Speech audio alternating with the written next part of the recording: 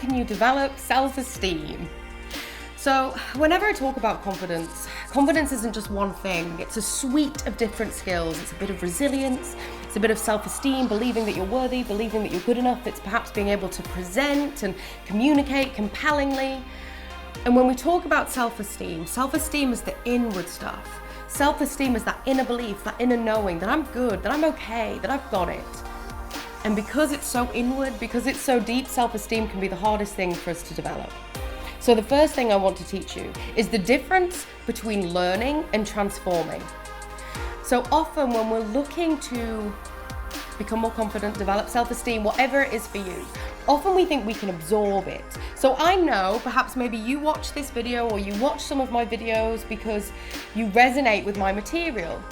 But the reality is I can teach you about confidence for hours and hours and hours, but it will not have an impact on your self-esteem or your confidence unless you take action. Learning is passive, and learning is what we're taught to do. We're taught to sit back in a classroom and take in the lessons and learn. But when it comes to how we feel, how we show up, how we behave, it's a bit more of an active pursuit. So I like to think of transformation in terms of you. So it's developing the habit of confidence. So that's the first thing that I want to say.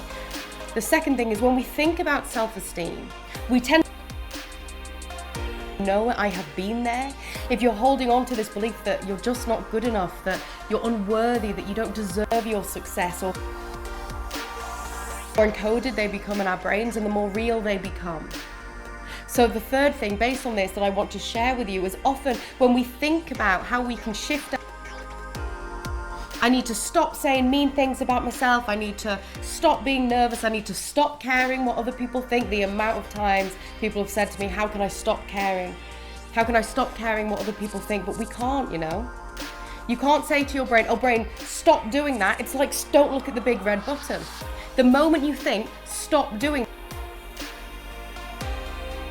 logically speaking, then we encode it even more, we hardwire that thought pattern even more. And if we acknowledge, like we did before, that self-esteem is a thought, then our option isn't to stop thinking negative things about ourselves. We're built that way, we're gonna do it.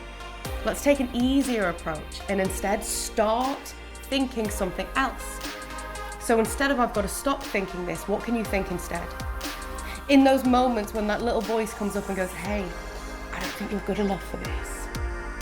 In that moment, instead of going, shh, shut up voice, I want you to go, okay, I hear you, thank you for trying to keep me safe. I'm gonna think this instead. I'm gonna take a moment to think back on my skills and my experience. I'm gonna call a friend and I'm gonna ask them whether they think I can do it. They'll say yes. I'm gonna get advice, I'm gonna learn more, I'm gonna seek counsel, I'm gonna write out some of the things I do well. And so the main way in which we start to truly, deeply develop self-esteem is not by forcing it, willing it, beating ourselves up for perhaps lacking in it, but actually just a softening, an acknowledgement that we're built this way. There's just a little part of you that's trying to keep yourself safe. And just take that moment when those fears come up and don't try and stop yourself thinking them. Just go, okay, what can I think instead? And just choose your closest next positive thought. It may sound easier said than done, but it's a habit, it's a process. The difference between learning and transformation is you have to keep doing it, baby steps, tweaks. So start today, try it now, and let me know how you get on. Good luck, thank you so much.